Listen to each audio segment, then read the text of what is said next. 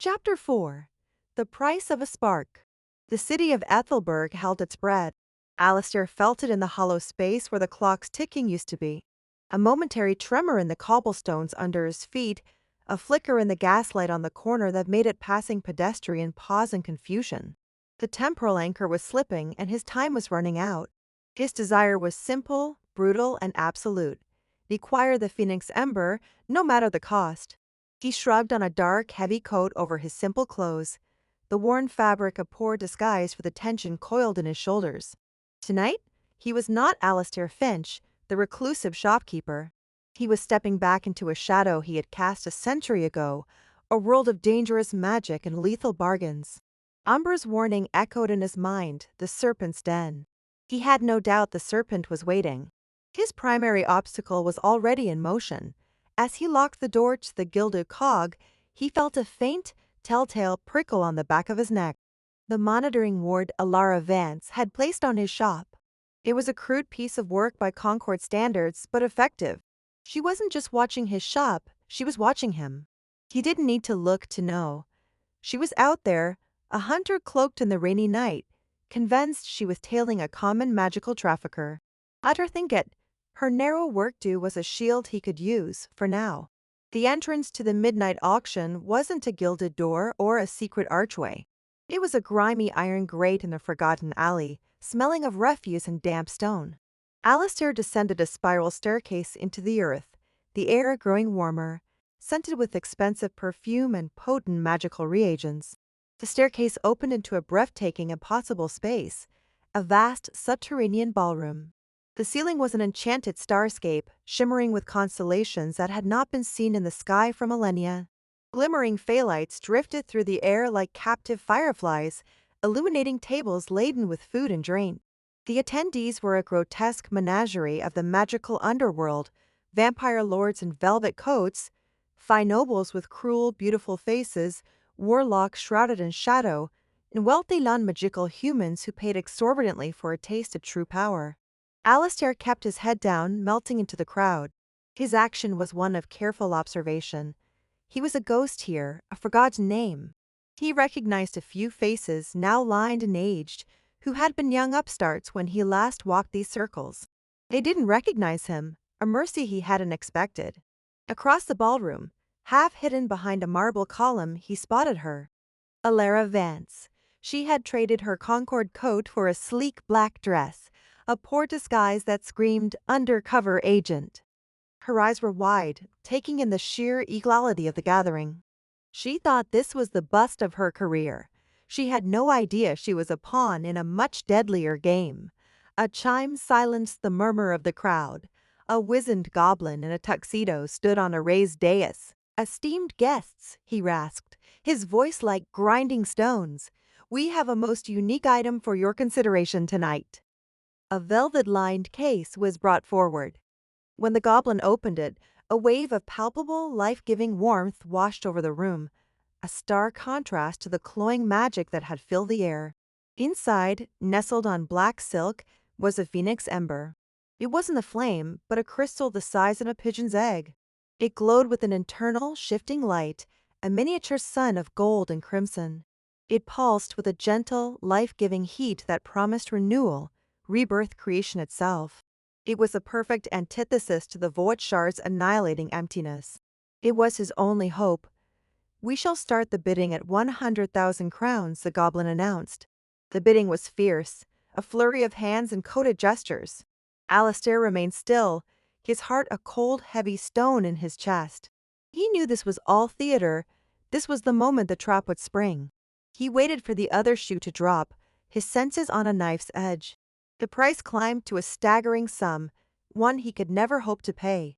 A portly warlock with wounds tattooed on his bald head made the final bid. "Sold?" the goblin cried. And then, the turning point, as the warlock stepped forward to claim his prize, the enchanted stars on the ceiling winked out. The phalites plunged to the floor and died.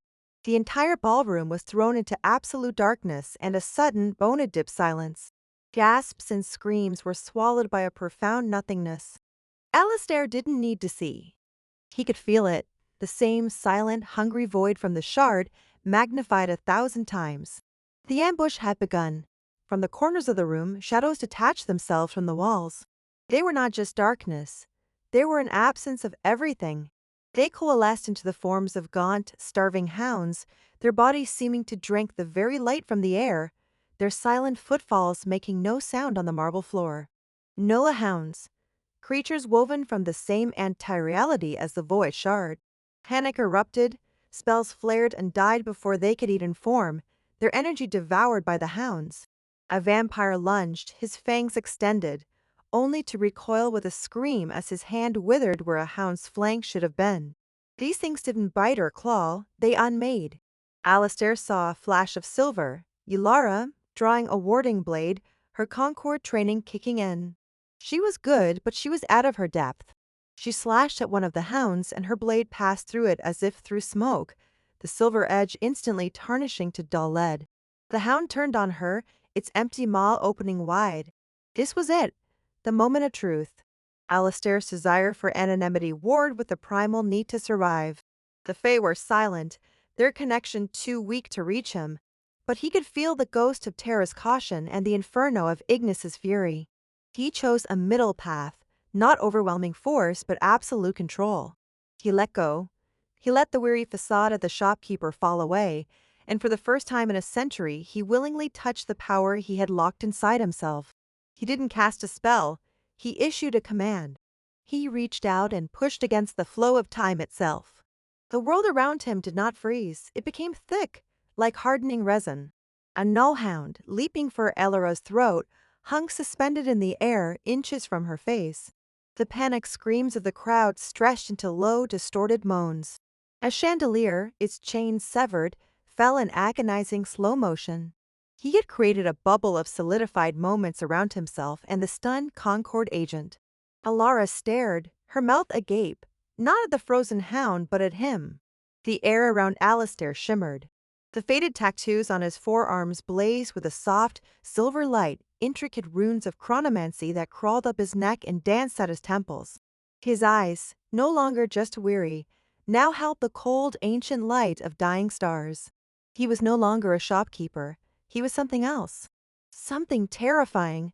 "Stay behind me," he said, his voice imbued with an echo as if spoken a second ago and a second from now all at once. He walked forward out of the safety of the time bubble.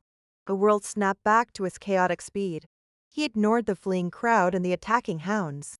His focus was singular.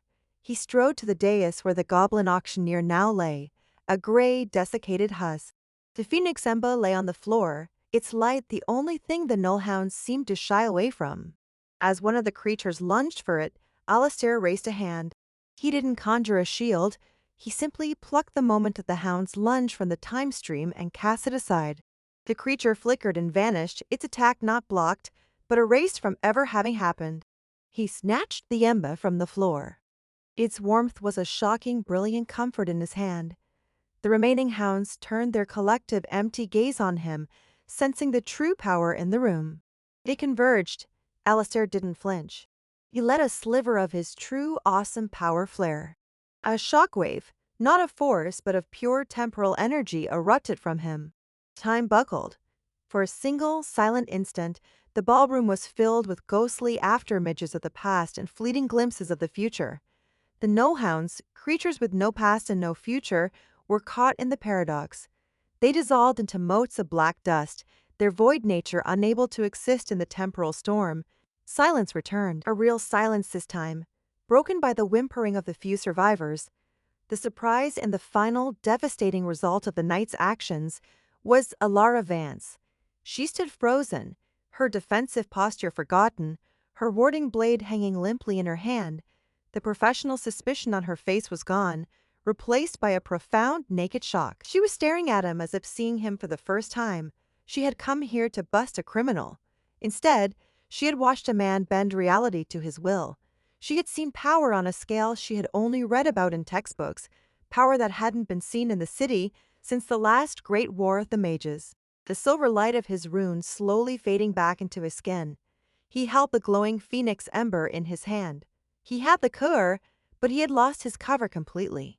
"You," she breathed, her voice barely a whisper, filled with awe and terror. "You're not a shopkeeper." He knew, with absolute certainty, that the lies were over. The next chapter of his life had just begun, whether he wanted it to or not.